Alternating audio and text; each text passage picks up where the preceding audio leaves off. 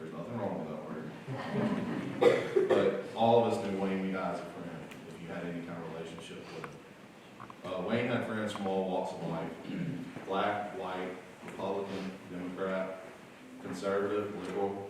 He even had a socialist friend. We look forward to hearing from you soon, Dr. Wiseman. But the biggest test to Wayne was he even had friends who were Ole Miss fans. There was things in life that Wayne did not like, and most of us knew what that was because he would let us know on what that was. But Ole Miss was certainly the top of the list. In fact, family even sent word that Wayne disavowed his beloved hometown New Orleans Saints when they drafted Archie Manning. It only came back into the fold later in life.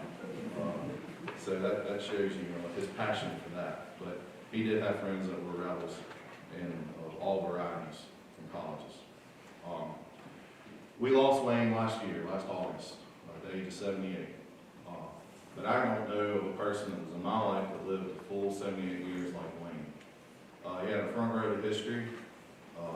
As his career, his time here at Mississippi State was the golden years of Mississippi State basketball. I believe we won 3 SEC championships during his time here.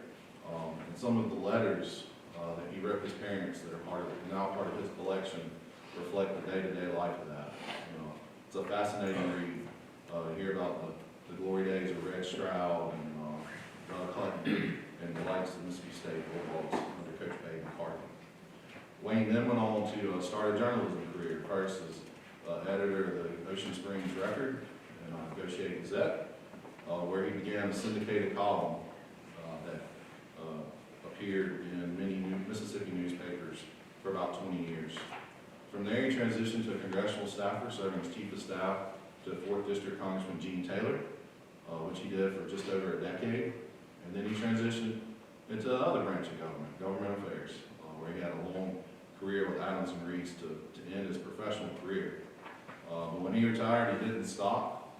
He reinvented himself as a journalist and started the Weidie Report, which many of us knew and enjoyed his quips and comments and opinion on matters of sports, politics, and common interests. We miss our friend every day, but I hope today that we hear from some of his other friends who are here. And I would like to introduce today's speakers, and then we'll turn it over to Dr. Keenum, and after Dr. Keenum is finished with the official welcome and his personal remarks, we'll just roll through Sid, Dr. Wiseman, Cindy, and Commissioner Cheney. The first speaker is Dr. Mark Keenum. Dr. Keenum is the 19th president of Mississippi State University, having been here since 2009. And Mississippi State has blossomed in every facet since his leadership, from enrollment to fundraising to academic success to research funding. Mississippi State's at the peak of its game right now, and I can assure you that the future is even better. And that's because it starts at the top and it starts with leadership on that. And we're very appreciative of that. Before Dr. Keenum came home to Mississippi State, he had a long career at Washington, where he met Wayne. He served Senator Cochran's staff for a number of years before being tapped to be Senator Cochran's chief of staff. And I believe he was serving Senator Cochran's chief when Wayne was Congressman Taylor's chief. And I know that he'll probably share a little bit more about that. After his time with Senator Cochran, he was Undersecretary for the United States Department of Agriculture before coming in the George W. Bush administration before coming home to Mississippi State. He and his wife Rhonda are parents of 4 children who are beginning spring break this week. And he is a 3-time graduate of Mississippi State, and we're going to be honored to have him. Next is Sid Salter. And for those of us who follow Mississippi politics or are part of Mississippi politics, everyone knows who Sid Salter is. He's been in newspapers, television, radio, commenting and pontificating on Mississippi politics for the last few decades. And he had a long relationship with Wayne as part of that tribe, as he would call it. And we are honored to have Sid participate. Sid is currently the Chief Communications Officer for Mississippi State and Director of the Office of Public Affairs. He and his wife, Lonnie, have 4 children, and I believe last count 7 grandchildren. Is that correct? 8. So I'm sorry, I've been in Jackson for 9 weeks now, and things happen. So 8 grandchildren. And our next speaker on that, after that, will be, I think the order is Cindy. But it doesn't really matter. Well, the next speaker will be Cindy Stevens. Cindy's a native of Louisville, Mississippi, Mississippi State graduate in political science. Upon leaving Mississippi State, she started her career in Washington under Congressman Sonny Montgomery before going into government relations, which ended with her time as Director of Government Relations Principal for Deloitte, one of the big accounting firms where she was over state and federal advocacy for that program. Cindy is a proud MSU alum. In fact, she's the College of Arts and Sciences 2019 Alumna of the Year, and she sits on the MSU Foundation Board. She is a very good friend of Mississippi State, a longtime friend of Wayne's. Next is Dr. Marty Wiseman. He who himself needs no introduction. Dr. Wiseman is a longtime director of the Stennis Institute of Government, a professor of political science here at Mississippi State, and he was kind of the one who threw the softball up to Wayne and others in Washington about the start of the Stennis Montgomery Association. And I know we're going to hear a little bit about that and how important that's been to Mississippi State's success. Dr. Wiseman, proud father to 2 children and 8 grandchildren. Okay, you consider in a race. So we're glad. Thank you, Dr. Wiseman. And last, and certainly not least, is our friend, the Commissioner of Insurance, Mike Chaney, beginning his 4th term as Commissioner of Insurance. Prior to that, he served in the Mississippi House of Representatives and Mississippi Senate. After a long, successful career in the private sector, he's known Wayne for, he knew Wayne for a long time, but worked really closely with him at Wayne's last stop in his career at Adams and Reese, doing some work in the insurance world, making Mississippi a better place for us all and protecting consumers. Commissioner Chaney, his wife Mary, proud parents to 4 children. 3, okay. And 7 grandchildren. Without further ado, and before any butchering anyone else's biography, I'm going to take a seat and we'll hear from Dr. Marquina. Thank you.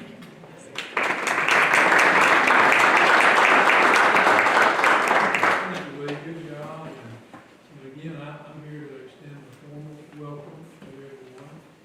Kim, Stuart, Kyle, and extended Weidie family. We're very honored and privileged to have you here for this wonderful occasion as we celebrate a great bulldog. Someone who had a tremendous impact on this university, on our state, and lasting impact with his support for our Stennis Montgomery Institute, his commitment to helping our students have opportunities to get internships, and the program that he has helped sponsor to help defray some of the costs associated with being an intern here in Washington, D.C., or even in Jackson, one of our congressional offices. And I think we have a few of our Stennis Montgomery students who are here with us today. And a great thank you for your leadership. And I have to tell all of you, I was supposed to speak to the Stennis Montgomery Association last week. And unfortunately, I wasn't able to make it. I had a little accident. You never would imagine that you'd almost be knocked out completely in your own office, the president's office. We have a fire commissioner or fire alarm going off in our office, in the president's office, on the top floor of the hall yesterday. We were serving lunch, and we have a little small little kitchenette. We got a little smoky. Of course, all the fire alarms go off. I get up and go investigate, make sure there's no blazing fire going on. And on my way to the back, we have fire protecting walls that come down from the ceiling. I didn't know that. One hit me right in the head. So it kind of knocked me out of commission for a little while. So my apologies to the Stennis Montgomery Association for having too bad of a headache to come visit with you. But Weidie loved the Stennis Montgomery Association, something that he was very passionate about. Dr. Marty Wiseman, I give you so much credit for creating the Stennis Montgomery Association. And I'm proud to be a lifetime member of the Stennis Montgomery Association. And that certificate is proudly hanging on my office over in Wood Hall. I'm very proud of that association and that recognition. You know, Wayne Weidie, as you heard from Lee, had an outstanding career in so many ways and areas, particularly in journalism and newspaper publication. He's a leader on our Gulf Coast for many, many years. I never knew Wayne as anyone in the publishing world, in the newspaper world, the journalism world. I met him for the first time in Washington, D.C., as Lee mentioned, when he came to be the chief of staff to Congressman Jim Taylor, who represented the, I guess, the 5th Congressional District, which became the 4th Congressional District of Mississippi. And we got to know each other right away when he came to Washington. And I think the thing that helped bring us together was our passion for Mississippi State, and that we were both Bulldogs. We were both the chiefs of staff to 2 outstanding members of our congressional delegation. And the thing that amazed me was that Senator Thad Cochran, well, now he knew Gene Taylor. I mean, he knew Gene Taylor, the congressman, but he also knew Wayne Weidie when he was in the newspaper business and a leader on the Gulf Coast. And I can remember on numerous occasions when Senator Cochran would say, why don't you call Wayne and ask him what he thinks about an issue that would have relevancy on the southern part of our state, particularly along the coast. We didn't ask him to call the congressman, he wanted to hear from Wayne, because he knew Wayne, that's the kind of respect that Senator Cochran had for him as a leader, and the impact that he was having in our congressional delegation. Now, when it comes to internship programs, and I think this may be where Wayne had such a passion, because part of his responsibility as chief of staff, which was huge array of responsibilities for a member of Congress, but one of those was selecting interns to come and serve in the D.C. and the Gulf Coast office. And of course, I would do the same thing over in Senator Cochran's office. And we would get applications from students from all over the state, all the different colleges and universities, wanting to come to Washington to serve as an intern. And the way I would do it, when I would get these applications that would come in, I had 2 files. And I kept one file for all the interns that came in, and then I had another file for all the Mississippi State University students that had submitted their application. And when I got ready to sit down and make our selection for Senator Cochran's office, I always started with that Mississippi State University staff. I promise you that. Those were the highest priorities for me. And Senator Cochran was fine with that. And so, every year, I can promise you that we had a majority of our interns with Mississippi State University. But we would also talk with each other. And Wayne would occasionally have someone that he would think would be an outstanding candidate for Senator Cochran's office, and I would occasionally get from someone from, the Gulf Coast region of the state, who were Mississippi State students, and I would call Wayne, and we would try to make sure we could get as many students from this university to Washington, D.C. And we did collaborate together. It was something that I could tell he had a keen interest in and a real passion for. And that's just a fond memory that I had with him in our work profession. And then, of course, my affiliation with Wanda, my wife, and our time with Wayne and Kim, and fun times we had. And Kim was telling me, reminiscing just earlier about an event we had at my house one time. Please don't tell anyone else that, Kim. Please let that up. But fun times, and the times we would come to your home, and we'd be greeted by Rex. You remember him, Stuart? German Shepherd that would greet you, Kyle. And I know Carl Ray Fur is somewhere. Right here, right in front row. But we had a lot of good times with Kim and Wayne. Just fun social times. And the thing we also had in common was our love for, again, Mississippi State athletics. And we would travel with the Bulldogs or anywhere in the DC area, we'd find a way to go watch them play. Not usually basketball, we'd go try to find a way to see the Bulldogs play. And then just other sports. We'd go to see the Baltimore Orioles play on numerous occasions. And then I'll tell you this, one of my very specific memories of my time with Wayne was he and I went to see the very first Washington Nationals baseball game. The very first one at the old RFK Stadium right there in D.C. And President George W. Bush came throughout the first pitch. And Wayne made sure that he got tickets, and he was kind enough to invite me to accompany him. So he's just a great person, a great dear friend, someone who loved this university, who has invested back into this institution. And I'm so proud of the fact that he was such a strong Mississippi State Bulldog, and he did give back, and he did believe in helping young people find their way in this world, and especially, again, young Bulldogs to find their way, and to give them exposure to our nation's capital, to see how our government works, and trying to make a way for them to continue that. That's his legacy for us, which I'm so proud that we're here celebrating today. His wonderful life, his leadership and impact in the state, but his legacy to help carry it forward, to help that next generation of Mississippi State students to be leaders in this nation and world. So thank you all for being here. We're being proud to have you here. So Rick and Kyle, let's have a wonderful day. Thank you.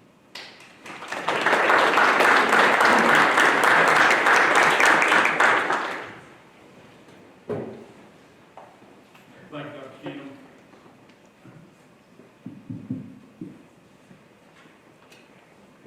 I suppose that I am here today to talk about Wayne's illustrious career as a journalist in Mississippi, and what a career it was. One of the most influential journalists, not just on the Gulf Coast, but across the state of Mississippi. When he walked down the halls of the Capitol, he commanded attention because he had a loud and loyal, voice and loyal following. I want you to think back a little. Mid-1980s, there is no Twitter or Facebook or even internet. Newspapers were probably at their apex in terms of strength, certainly in circulation. But if you followed Mississippi politics in that era, in the Sunday Clarion Ledger, there was a page in the perspective section called Mississippi Perspective. There were 4 columns on that page. Wayne Weidie, Gail Denley from Bruce, Bill Miner, and me. And I'm sad today because I'm the last of the Mohicans. The other 3 have gone on to bigger assignments. But Gail and Wayne and I were sort of the 3 musketeers. We had a tremendous amount of fun together personally. We felt like we did some good work collectively in terms of covering politics. And I've written about this before, but even though Gail Denley was a yellow dog Democrat, he sort of enjoyed letting the air out of Bill Miner. I had an adversarial relationship with Bill Miner, but Wayne just flat hated the guts. And so we did this public broadcasting show called Mississippi Week. And Denley and Weidie and I would usually meet at Nick's on Lakeland Drive for lunch, and we'd try to figure out what the issues of the day were going to be and where Miner was going to be on that issue, and the 3 of us would agree in advance to take the contrary position, even if Miner was right. And so we did a lot of shows where increasingly you could see the steam starting to come out of Miner's ears, and of course we had fun and enjoyed it. I go back a long way with Wayne. some of my first experience in politics 45 years ago. I was 15 years old. First thing I ever did in politics, other than sit in the rafters at the Shelby County Fair listening to speeches, was to work on the Gil Carmichael campaign. Again, I want to take you back a little bit. Commissioner, you're now part of the monolithic Republican Party in Mississippi. All 8 statewide elected officials, Republicans. Super majorities in both houses of the legislature. Dominant in politics. Back in that day, 1975, the Democratic Party held that position. It was the monolithic Democratic Party. All the statewide officials, all but enough Republicans to fill a phone booth in the legislature. And of course, Gil Carmichael was one of the first serious Republican candidates. And at that time, I'd say Carmichael was sort of a loyal-liker Republican, moderate Republican. But he represented insurgency in the Mississippi politics. And Wayne found that right up his alley. He wanted to shake things up. He wanted things to be different, better. And he saw in Carmichael a chance to change the direction of state government. And so Wayne, who's a few years older than I was, Wayne was in the management of that campaign. I was sent on the road with Gil Carmichael for several months. And I learned 2 things that served me the rest of my life and serve me still today. If you travel with a candidate, particularly a candidate who's about half broke and you're sharing motel rooms, it's sort of hard to be in awe of a leader of any kind once you've seen them in their underwear. And the second thing is, when the candidate makes a mistake, he doesn't need yes men around him. He needs somebody who will tell the truth. And if you recall in that campaign, Dr. Wiseman, Carmichael was doing some good against Cliff Finch, up until the point that he got a stray dog question about the National Rifle Association. And he answered it in such a way as it could be construed as supporting gun control. And from that moment on, that campaign was over for Gil Carmichael. The only person in that building who had the temerity to not only comment on it, but to grab him by the lapels and shake him and say, "Have you lost your mind, Gil?" was Wayne Weidie. And so, watching Wayne, the way he operated, the fearlessness with which he went about his work, and observing the deep love he had for the state of Mississippi, I learned a lot. Wayne was,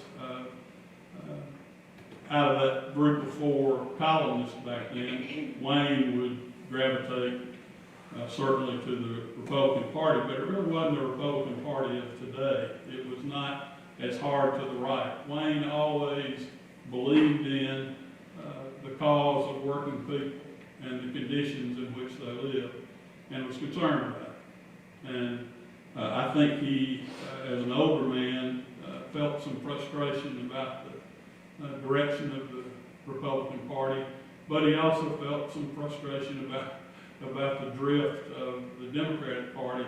And one of the last serious conversations we ever had about politics, he was concerned about the fact that we were operating now at the fringes, that we were hard to the right, hard to the left, not much conversation or discussion in the middle. And I think Wayne saw the folly in that as others do. I will tell you this about Wayne and then be seated. Wayne was a leader in the Mississippi Press Association in something that I took an interest in as well, and he was very supportive of the fact.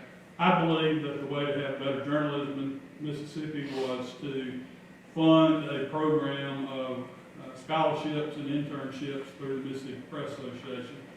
And for about 25 years together, we worked on programs to raise money for that, and I saw the joy that he took in that. And I know that this internship program that's being established now in Wayne's honor is something that would make him very happy, because it wasn't something he came to in his last days. It was something that he believed in all of his professional life. The most stark reminder that I have of how much time has passed between the days when I met Wayne Weidie and today are looking at his sons. Kyle was a little boy about that high, cotton-headed little happy boy that Wayne couldn't keep up with at that point. And then Stuart, one of the greatest Sundays of Wayne Weidie's life. Stuart was playing for UNO, the regional here at Mississippi State. Games on the line. And Stuart eliminates Mississippi State from that NCAA tournament in hero fashion. And I wrote a column about being in the left field lounge watching that happen. And I ended the column with, well, I guess it could have been worse. That ball could have been hit by Bill Minor's son. And Wayne called that morning, and I don't know if anything I ever wrote pleased him as much as that. It's taken me about 30 years to forgive Stuart and to be able to have fun with him again. We spent a great day together at Omaha in the park, and Wayne was in his element, as happy as he could be, watching his Bulldogs play on that stage. I loved Wayne, and I appreciated the influence he had in Mississippi. I appreciate you being here today to honor him, and I encourage you to join me today in contributing to the Wayne Weidie internship program here at Mississippi State. Thank you.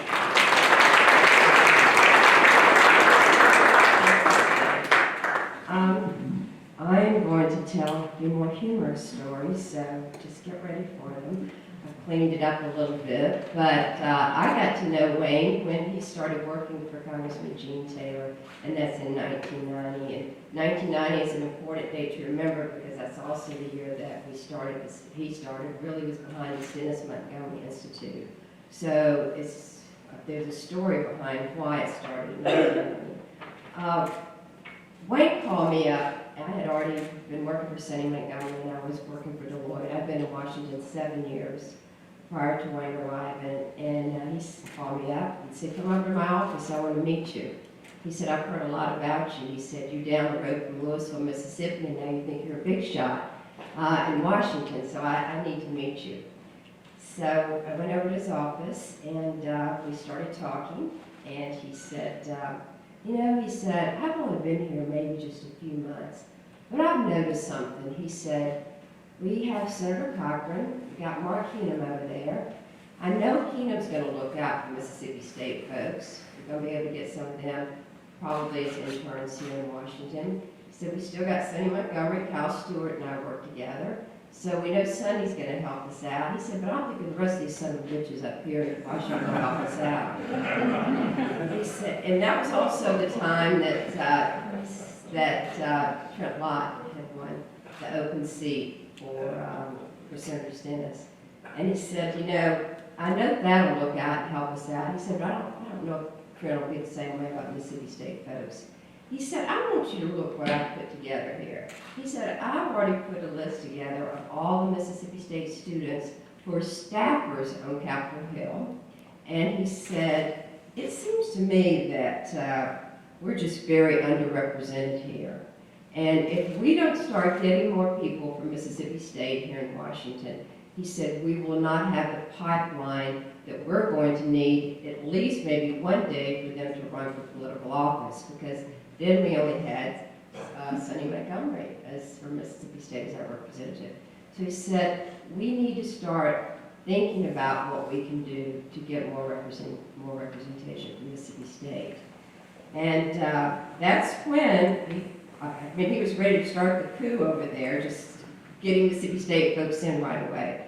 But Pat Presley's here, and certainly Paul Rayford, but many of us got together, we started planning what we needed to do to have more of a presence for Mississippi State. Because all of us know from Mississippi, Mississippi State in particular, we've always felt like we're the underdog, and we certainly felt that way working on Capitol Hill.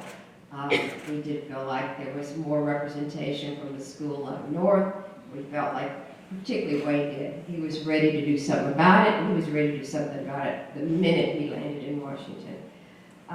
So we all got together and started thinking about what can we do to go back to Mississippi State.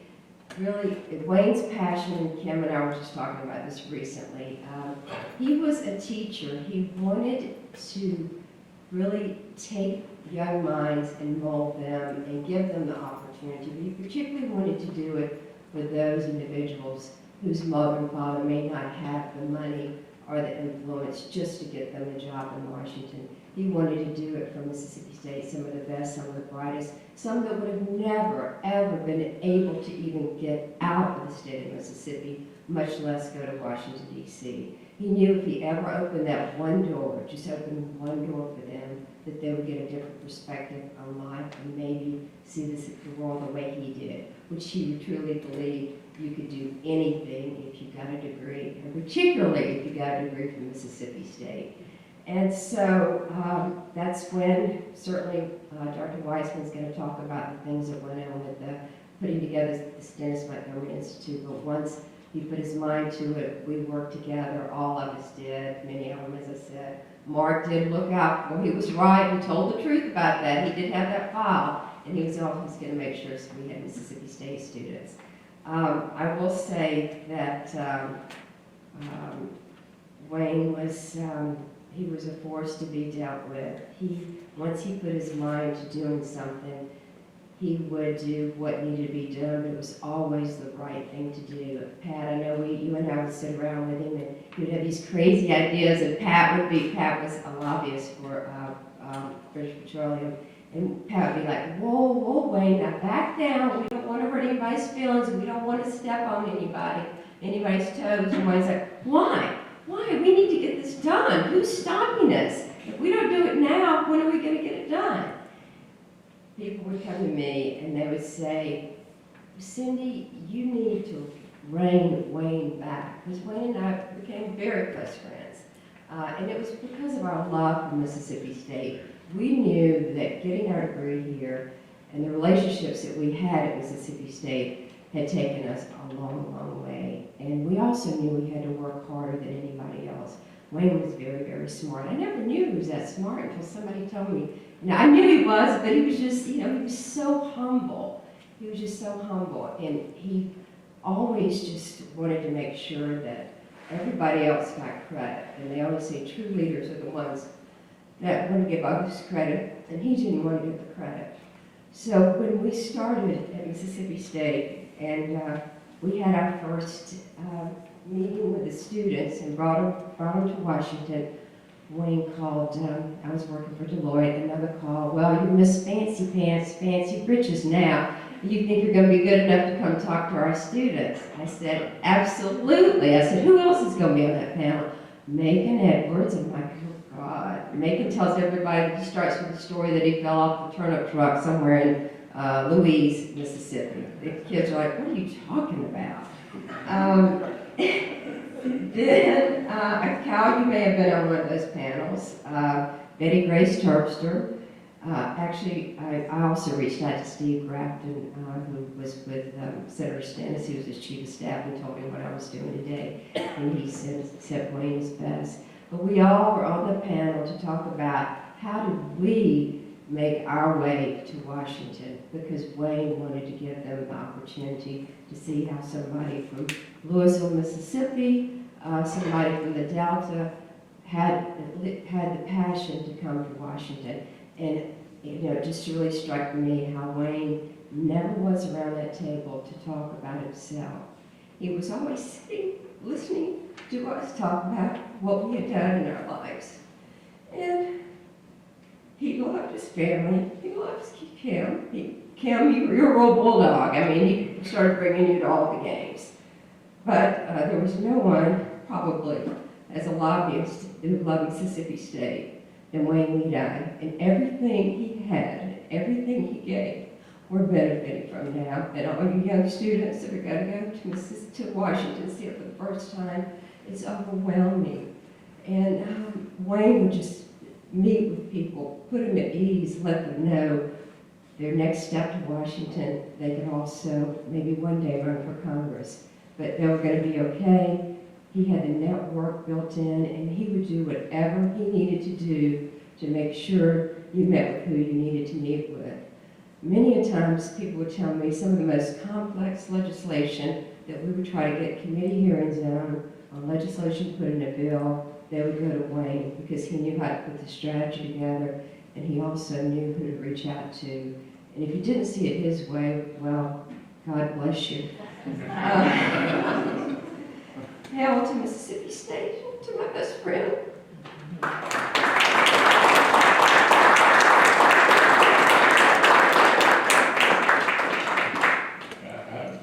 There's so many lines that I had that have been stolen already. And gosh, Cindy Stevens captured it wonderfully. I'm so glad to see Kim and Stuart and Kyle here.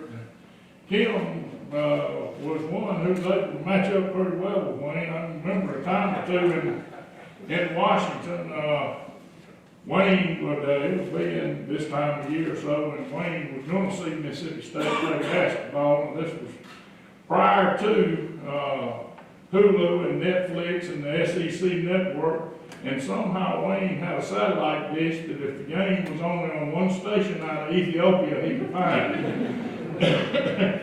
And sitting there watching the game and moaning and groaning, and every now and then Kim would sashay through the room and go, "Oh my God, Mississippi State again." So glad to see y'all again. By the way, when Stewart hit the home run, Kyle was in a little bitty baseball suit playing right by my feet, and I'm sure if he remembered cuss words, he would have heard them then. And that ball was probably still flying. I mean, it took off out of there.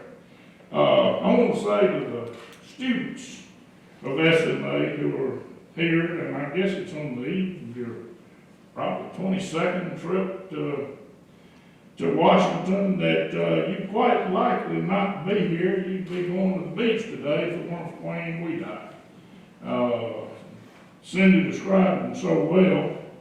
I can remember, I didn't know a whole lot about Washington. That'd been a time or two or three because you had to find a little money for the Students Institute to survive. And I had an appointment in Senator Cochran's office with Dr. Kim.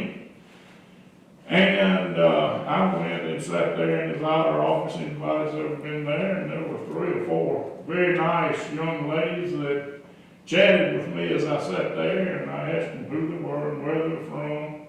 And every one of them were from Ole Miss. And when I got into Dr. Kingham's office, I said, "Dr. Kingham, these are all, they're nice people, wonderful folks. I'm happy for them, but they're from Ole Miss." He said, "We had a bad year of applications this year. We had a stack this high from Ole Miss. We had 2 from the state."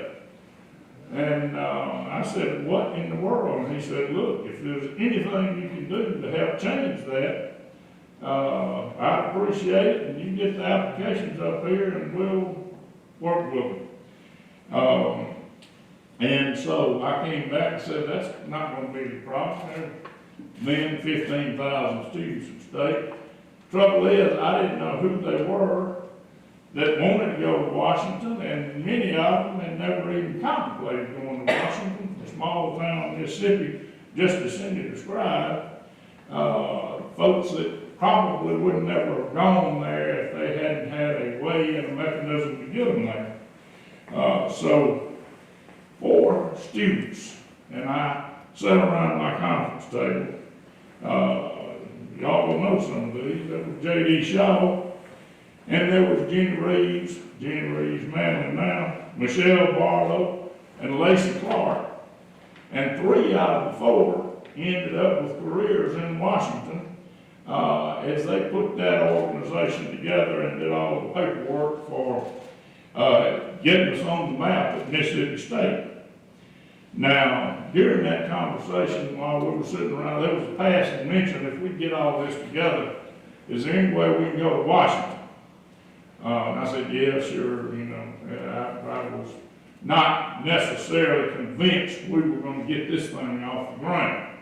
And, so I didn't think much about it before, and I knew Wayne Weidie a little in passing. We'd had conversations and talked mainly about sports.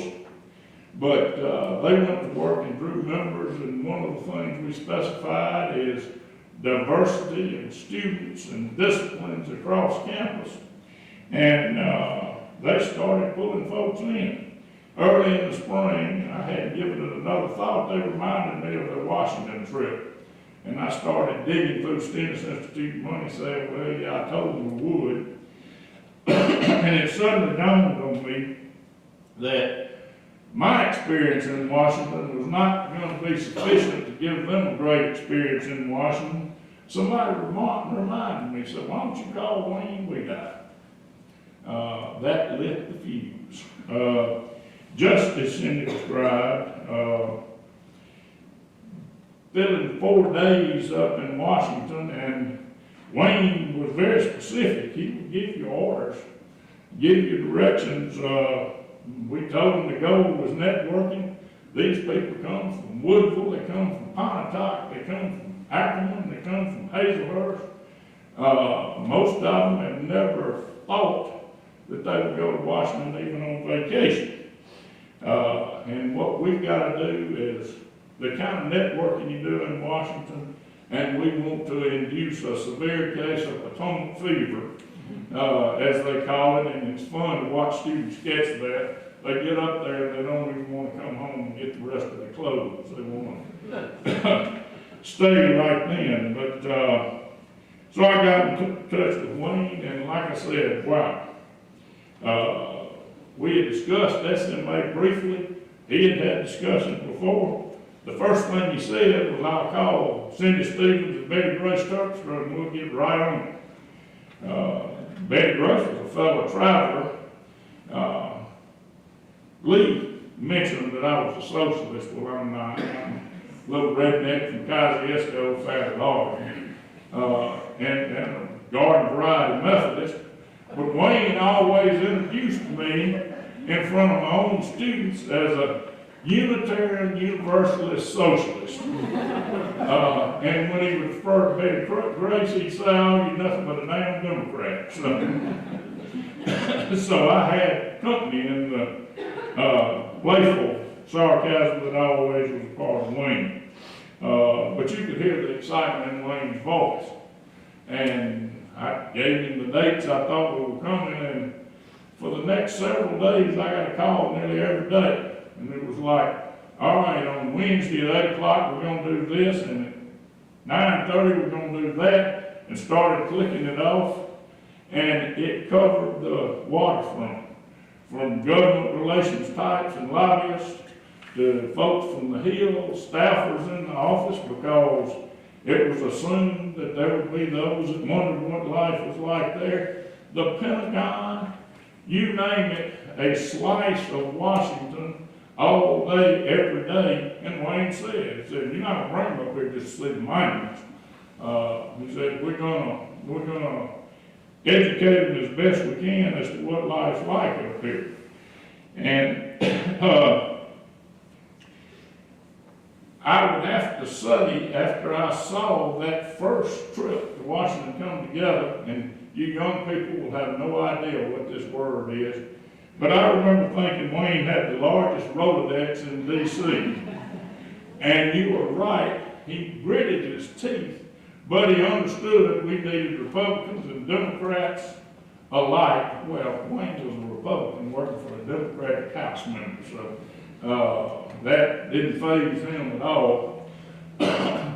And we had back-to-back meetings at the DCCC, Democratic Campaign Committee, and then we walked up the street to the RNC. So they got to compare right there.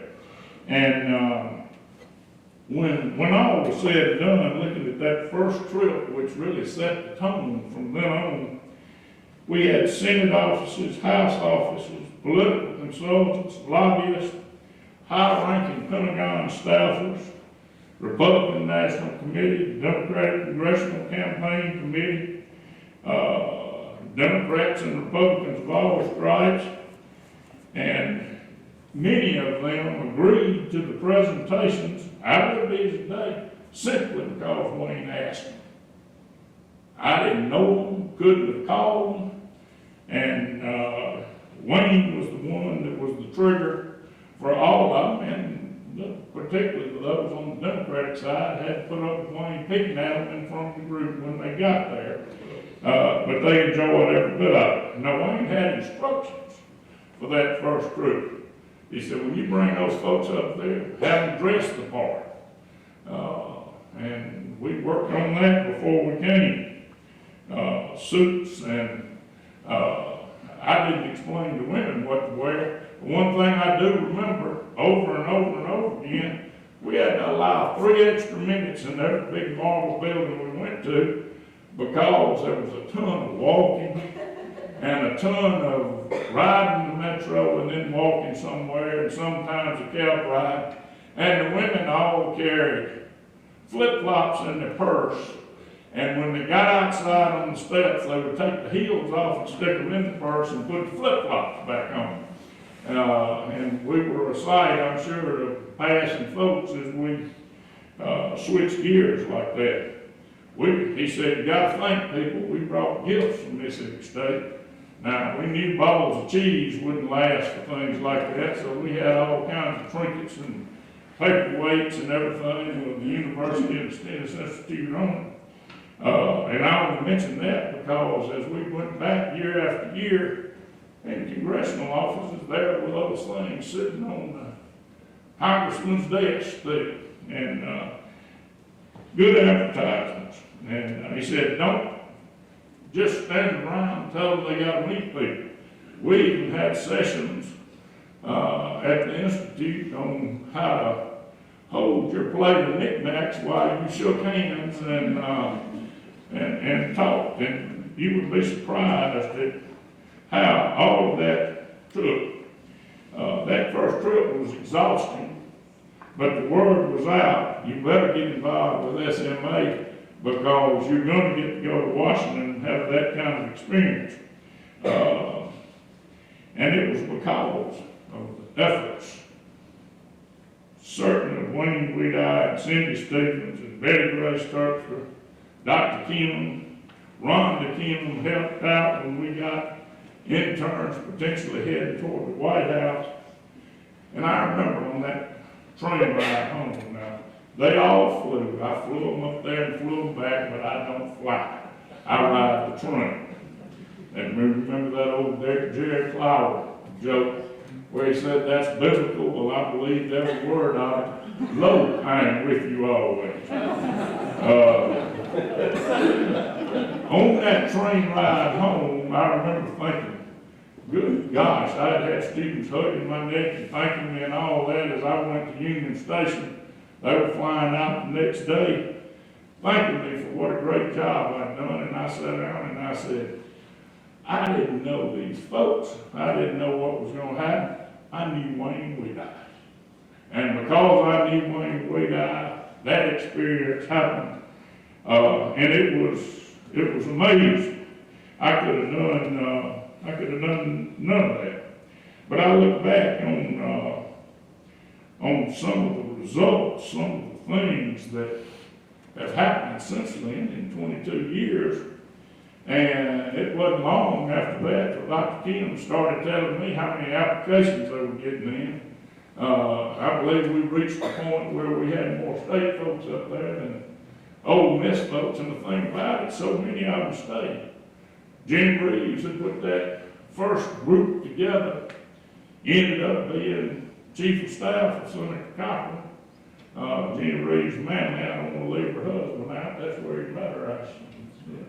And there were so many more. I think about the experiences, and I'm talking to you students now, that just happened while we were up there. I remember a night on Wednesday in the middle of the week, just happened that our trip was that week. And that was the night at 7 o'clock when George W. Bush came on the television to announce that hostilities would begin in the George W. Bush version of the Gulf War. We had been virtually all of the studio audience that afternoon in the old CNN program Fireline, Paul Zagala and Tucker Carlson. And we were sitting 10 feet from them as they did the program live, and then we went to Old Eddie Grill to eat. And we were there at 7 o'clock, and any of you who are familiar with that place know it was packed and people getting a drink on the way home or coming to dinner or whatever. TVs all over the place. George Bush came on television. Our group was there. Dead silent. You could have heard a pin drop.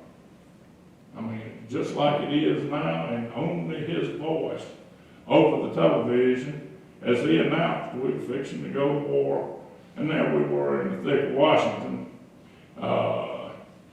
watching that. And it was something. We went to 4 inaugurations. Wayne was certainly a part of the first 2. He bowed out on the first day of the Obama inaugurations, but he was front and center on the George W. Bush inaugurations, and because of him, there were Mississippi Republicans had a function the night before the inauguration on both inaugurations. The first year, he had Delbert McClinton and rented a place on Pennsylvania Avenue. 4 years later, it was B.B. King, and there was like a $50, $75 a person charge to go to that. And I got a hold of Weidie and I said, I don't guess the way we can get 25 students in, is there? And he said, man, it's going to be tough. I'll call you back. Sure enough, he said, yeah, y'all show up at the door at the same time. I'll be standing there and just walk in as quick as we can get in the door. We did. We were in, and students couldn't believe it, and it was a notable function for a couple of reasons. I remember Sonny Montgomery coming in, and we were trying to be inconspicuous, and he waved his arm and hollered and said, "This is my club." and even more personal to me, that was the year that my son Parker went on the trip, and out in the middle of the floor was Steve Guyton introducing everybody to everybody, and I was introduced to my son Parker that night. And we both just laughed and said, "Glad to meet you."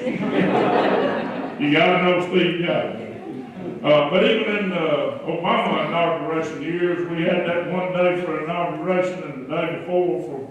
But the 2 days after, Wayne had packed with people. Now, that Old Eddie Grill night, the war started that night and everything in Washington took kind of a serious tone.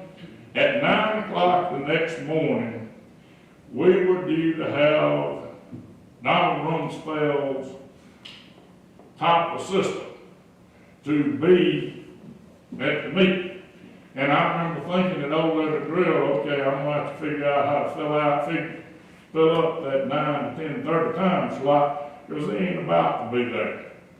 We were sitting in 101 Constitution, and sure enough, here he comes, with a war going on.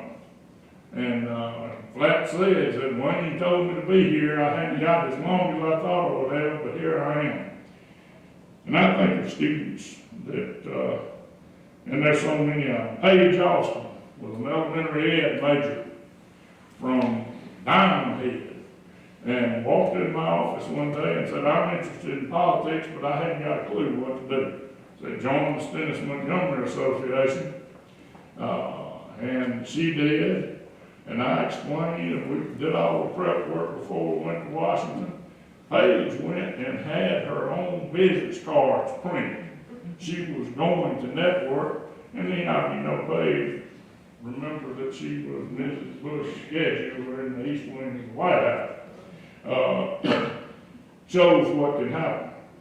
Rebecca Williams from Vicksburg was trying to get an internship, and we got a line on the White House internship, and it went back and forth until Rhonda Kingdom weighed in, and all of a sudden all of the doors opened. Rebecca Williams went there and then went to work for Tom Ridge at Homeland Security, and is still in Washington working for her own foundation that helps the families of veterans. Kelly Kirk she's from Brown, went to Washington on the trip, never had been before, and as soon as she graduated, a couple months later, was back working for the National Chamber of Commerce in Washington. Think about Adam Taylor. We always ask the president of the Student Association to attend, and sometimes they went, sometimes they didn't. Adam jumped on it and said, yeah, I'll be glad to go. I don't think he's come home to get the rest of his clothes yet. It's been nearly 20 years, and he is still there. Ben Nealon, Edward Sanders, Lee Weisskopf. I remember when he went, because every meeting of Democrats that we had to sit in, I was kind of like Nancy Pelosi was to her group in front of the State of the Union. I'd have to look over at Lee to make sure he didn't roll his eyes too much. When Howard Dean walked in the DCCC that day, I thought I was going to have to tackle him, but I didn't have to do it. But anyhow, I'm just telling you the great experiences that await you up there. I'm so glad that it's still going, and Dallas is to be commended. And as I said, it may have never gotten off the ground if it had depended on me. But thanks to Dr. Kim and Cindy, Betty Grace, and most of all, Wayne Weidie for his determination to make sure that experience was what it was for Mississippi State students. He didn't do it for me. Thank goodness he worked with me to get it rolling, but he did it purely because of the students from Mississippi State University, and the results of his efforts are being manifested even now, as I see people and realize they're still in Washington 10, 12, 15 years ago.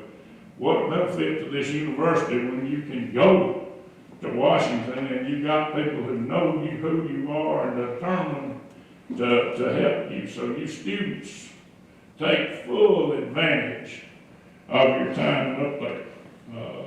And there's no more fitting way than to honor Wayne's memory than this Washington intern program in his name. It's perfect. If he were here, he'd want to run it himself. Wherever you are, Wayne, I want to say thanks for getting it going. Thanks for your effort in behalf of the students from your alma mater. And please know that your legacy lives on because of what you've done.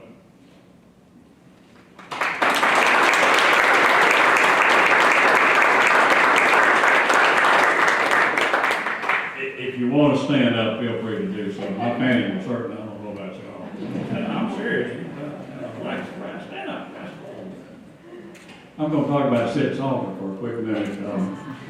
Sid, Michael Booth told me back in 1988 he was working on Trent Lott's campaign, and the first thing that he knew they did was to pull the column that you wrote and Weidie wrote, because y'all were considered pretty important people, and people that everybody read. They'd read Bill Minor back then. And back in August, Kim's aware of this, Lee's brother Drew and I drove over from Orlando to see Wayne in the hospital, and there's a lot of funny things happened when we went there, and I'll digress when I get back to it. But we had a doctor named Ramon Jesus, but it's spelled Jesus, and I thought, I asked Wayne, I said, will you try to get a doctor that would resurrect you over here? And Kim had written on the board up there with the daily events, married to the greatest woman in the world. And I said, who? He said, erase that. I won't tell you what he said. He said, erase it. He was still, to the end, he was there. And Donnell, I'm going to say something about you in a minute, but he went on and he said, Jane, you think you're right to think about me when I'm gone? I said, Wayne, don't talk about that. It was kind of gloomy. And I said, you know, people probably will. And he said, yeah, Salter will, so, but it'll probably be more about him than it is about me.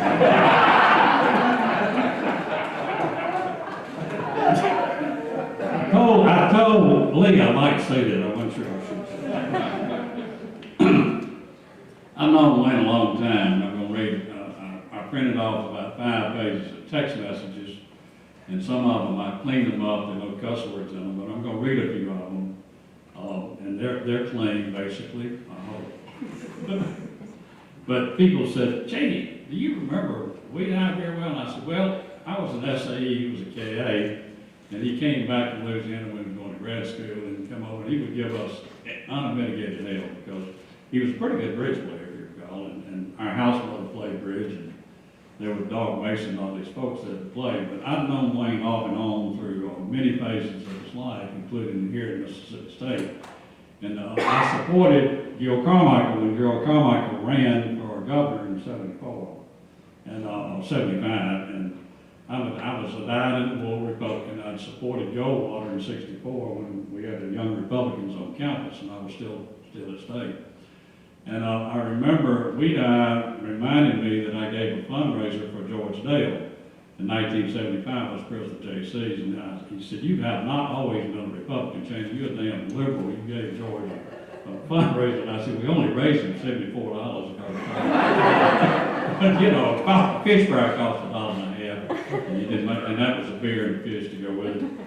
But I told folks I really liked Wayne for several reasons. One, he loved my oldest grandchild, Mason, who Kim knows, and when he retired from Adams and Reese, he had Mason come over, and he said the only reason Mason's turned out like he has is because his mother went to Mississippi State, and he said, there's one person that's a finer woman than her, and it's the woman that Stuart's married to, Ann. And he absolutely loved you. He said, you were one of the finest, if not the finest woman you ever knew in the world. And I told Stuart I was going to say that. I didn't know whether I should bring it up or not. But he talked about being a mother and being children. I said, she's got to either be sane or saint to do that. I don't know which, but it's great. Why I'm here, and Lee asked me to talk about friendship, it's hard to talk about things that are personal. You know, when you know a man different from politics, you share things about, you talk about prostate cancer, you talk about death, you talk about things you won't even talk to your spouse about. And Wayne and I would do that sometimes, but to read some of this stuff to you, I've got to be real careful. I've taken a lot of the color out of it, but I wrote him about on politics, and I said, you read a column, and Kim, I hope you'll eliminate all those texts from your cell phone. I hope you do. Because I've eliminated, I cleaned up, I printed one page out and I had to eliminate 3/4 of the page because too many cuss words on it. He never said anything bad about people in a negative way. But I said, did you read that column? And he said, interesting, coming from a bunch of damn liberals. Hope Chisholm and Adam G. choke on this shit in 2 weeks. You know what I'm talking about? Read it. So I'm jumping down. He said, I read all the comments on the links also about Chris M. That's Chris McDaniel. And I said, this is me replying back. I said, the real polls have Sidney Hyde Smith at 38 leading. And there were some other things I won't read. And he said, so what's your prediction for next Wednesday? And I sent him back. I called him at that point because I didn't want to put too much in text. We had an agreement that we would abbreviate things we put in the text, and no cuss words were spelled out. We would, you know, S would stand for, you know what it stood for. So he was interested because on a half moment, I like Phil Bryant, he's ex-governor, good guy, but he and I got off to the wrong start on healthcare, and I'm going to talk about that very briefly. And I've got to watch the time. I don't want to talk too long, but Phil and I weren't on the best of terms, but he would return my phone call because press asked me one time, said, how'd you get him to call you? And I said, I saw him at the urinal at a technology conference. I said, why don't you, Wayne told me, said, the next time you see him, tell him, why don't you return your GD phone calls? And I said that to him. And he, from then on, he would always call me, but it was kind of funny. So I said, I said, Jake, what the hell have you done? And I said, well, he needed somebody to be a U.S. Senator. And I texted him and said, Phil, have you considered Cindy Hyde-Smith? She's a female, be the person you ever appointed. She's smart, and she would fit right in and can win. And he said, good idea. And I've still got those text messages of him on the limit. And you know the history, she came along, a lot of people thought that she would never make it. But Wayne Weidie, I did, and so that's why these things are in the text here. I'm telling you a little background stuff. Some of you, I think, Mark may know about some of this. So he wrote me back and he said something about tape readings, and he said, I said, tape was catching hell and national attention about the yearbook photos in '98 and being KA and so forth. And he said, I said, look at the WAPT news, and he said, really a crap story. Should have seen what we did in the 60s. I left some of this out. BS like that story won't cost him a GD vote. So I can talk now or in the morning. He wanted me to call him. So this is typical of Weidie. Kyle, you know what I'm talking about because he was a character. And I go down, and this is the part I told Sidney, I may say this and I may not. He said a lot of things about folks, and he was talking about the football games, and then he started talking about the College World Series, and we were talking about Arkansas, and he texted me, and he said, and if I can find the right paper, he just said something to the effect that this will haunt that kid for the rest of his life. And I texted him back and I said, Mary almost cried for that second baseman that caused confusion, but good coaching by the Beavers, and I'm rooting for Arkansas. And he said, well, yes, I'm for Arkansas as well. Right fielder should have made the play on the ball on a plane. I will call you later. And that's why I think y'all were going to New York. So he texted me, this was on 9/11 if I recall, and he said, big day in history, Cheney. Also, Kim, very fortunate, married to me 19 years today. And I took him back. I said, I would say you're the fortunate son of a bitch woman. And you had to know how you could do this. I said, I went to Tate's fundraiser last night, Greta, man. We go on and on about politics from that point. And Wayne always told me, as a friend, he liked Mason, my grandson. And I said, why do you like Mason so much? He said, because her mother went to state, and I want you to make sure he goes to state. When he retired from Adams and Reese, he actually invited, Donnell, you remember this, he invited Mason to come, and he was only kid. Kim, you were there when he was there. And so later on, we went to a ball game up in Tennessee, to a bowl game, and Mason went with me. Wayne said, bring Mason, you don't bring your wife, he'll bring Mason. So Mason went with me to the ball game, Kim and Wayne were there, and at halftime, Wayne went downstairs with Mason, and when he came back, Kim just quietly said, where have y'all been? And Mason, not thinking, said, well, Mr. Weidie, I had to smoke a cigarette, of course. Kim had been all over him, and I said, Mason, you have learned, I mean, I won't tell you what happened, but anyway, Wayne looked at me and he said, that little sucker doesn't need to go to state. And I'm sorry I'm cussing on that. Bad. But Mason loved Wayne Weidie, and he was touched by the fact that some adult would take that much interest in him. And that's what life was about, because Wayne took interest in the people at Mississippi State. He loved politics, but he loved the fact that he would say to me more than once, Cheney, we got to have more people from state in politics. We need them in the government. We don't need some of these, I won't say what he called people from up north, leading the state. You know where that is. It's about 60 miles up the road here. He did not want them leading the state. And he said you need people like, and several of us on a text group, Donnell's one of them, Phil Buffington, myself, Michael Good, and several of us, we had a little clique that we would text. He said, you need people like Donnell, and you need people like youth and other folks to stay involved in government because it can make a difference. Carl Ray talked a lot about you. I decided I was not reading anything but he talked about the fact that we wanted to make Mississippi better. And the way you do that is you develop leadership. And you do it, he said, the only way we can do it is through the Stennis Institute. And some of us made some promises to him that we would do after he was gone, and I'm trying to live up to that promise as best I can. But I want to read to you, and I've gotten a little long. I got 4 more pages. I'm not going to read all this stuff because it's some of it's comical, some of it's really personal. When a man tells you his life, and you kind of know what the inner feelings are. You live through it. It's tough, but what he wanted to leave was a legacy that he cared about Mississippi State, and politics was a side of that when it came to state. He loved sports up here. He loved leaving a better place for the students to go, and that was to Jackson or to Washington to make a difference in the quality of life of the state. And I've listened to him when he burned some folks very close here. He used to say he liked it best when people were talking about other politicians and not about him. But in 2014, after he retired, he started the Weed Hour Report. And he wrote about a couple of friends of mine. One of them was an elected official. Y'all will probably figure out who I'm talking about. And he burned him pretty bad. I mean, really, really bad over campaign finance.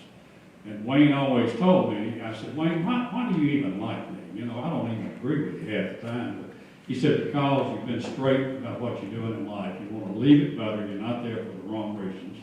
And he'd pump me up because I say, you know, I want to go somewhere else and home, basically. But he wrote about the guy, and I was really concerned that he had hurt him so bad. But he gave me a plan, and I worked the plan, and that guy ended up way better off than what he was at the time. And, he was an elected official, and y'all will figure it out. But the other one, he told me, told Drew and I, he said, I hope that blank guy goes to wherever I'm not going, and that's to hell. So he was talking about another politician that had changed some lives and done some things he thought were wrong. And that person to this day doesn't even like any of us that are Republicans anymore. So, Donnell, you may remember this. We were all texting back and forth after Wayne's departure, and we wrote, I said, I have known Wayne off and on through different phases of life since MSU. He had a good, productive life that changed others and enticed him to look at other points of view while bringing those views together for the common good. He never wavered in his faith or friendship to each of us and others. We all ask for Christ's peace for his soul, for him and for his family. Indeed, that is our prayer.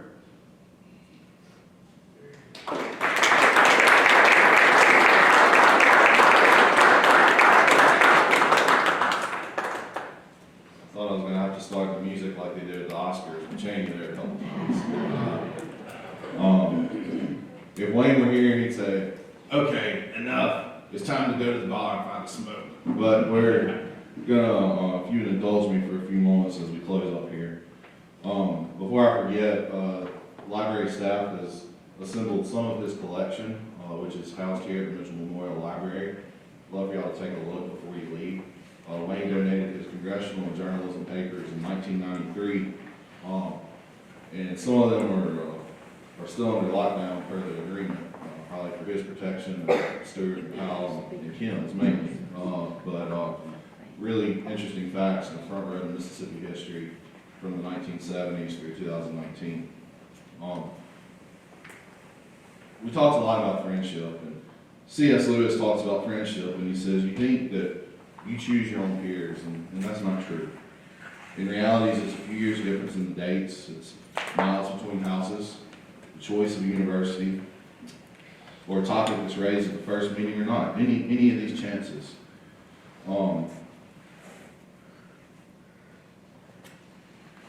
But it's like,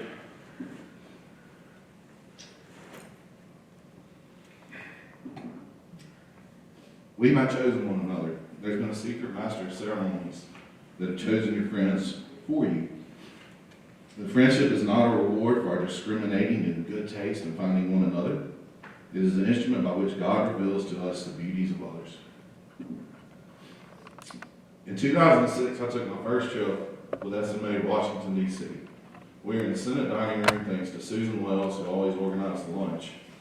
And I was a snotty-nosed brat kid, you know, as Dr. Wiseman said, I probably wasn't, had the best demeanor. I thought I was conservative Republican, and he rolled Nancy Pelosi, true story, literally the minority leader, out in front of us, and Vern Strider and Howard Dean, and I knew Marty was just doing it to rub my nose in it.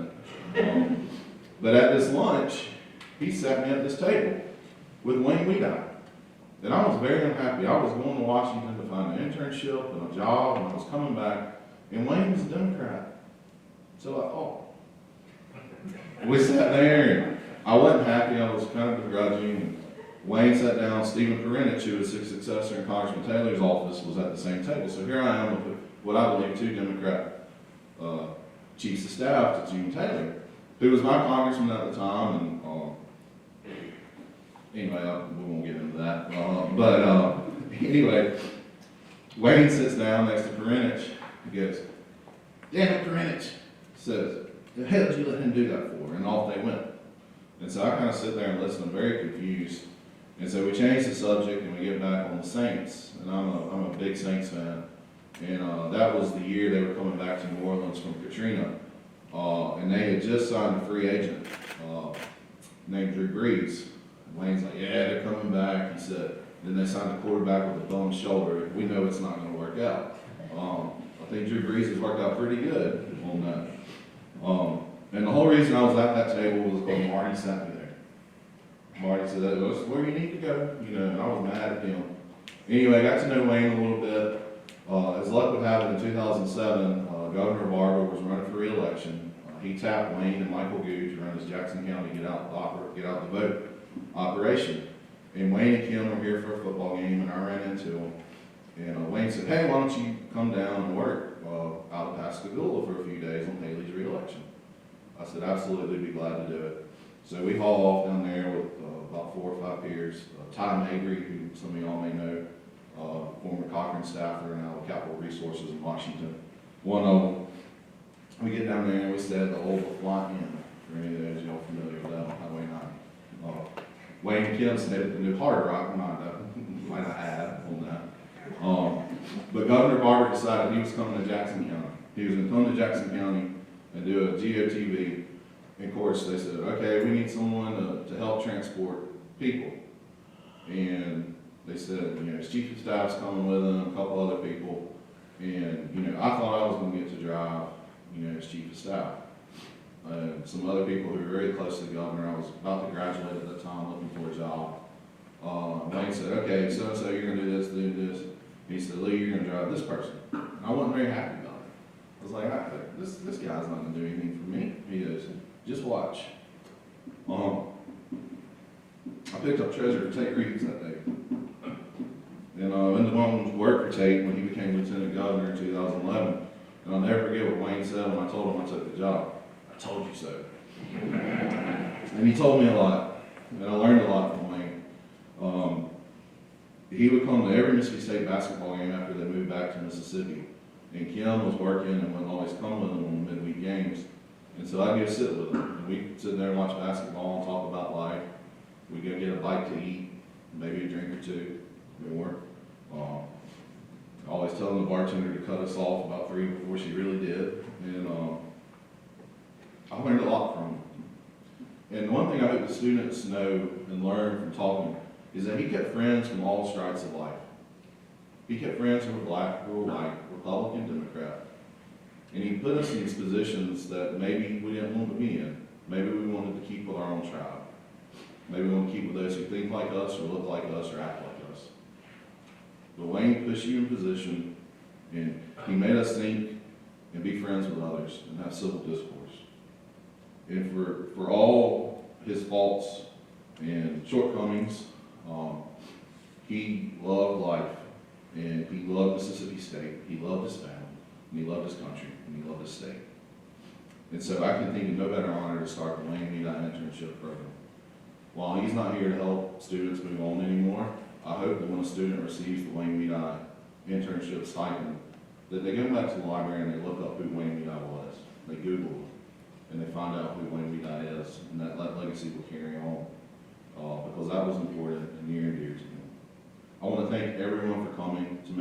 special. I want to thank our speakers, Dr. Keelan, Sid, Dr. Wiseman, Cindy, Commissioner. Thank you all. To the family, thank you for letting us do this. Wayne was a special friend to so many, and I know there are people who wanted to be here today but couldn't. And for those of you interested in making a contribution to the Weidie Internship Fund, we're just short to get to that $25,000, but I think we're going to get there pretty quickly. Jack McCarty with the foundation is here. I know he'd love to visit with you in the back if you have interest in doing that or continue afterwards. We're going to have a smaller section, I believe. Don't forget the collection here, and also the Bulldogs are about to have first pitch in about 5 minutes. We're playing Quinnipiac, which the only thing I know about Quinnipiac is they do political polls, so I can't think of any better thing to do to honor Wayne than playing Quinnipiac. So y'all have a good day. Thank you for coming to Collins Lecture Series.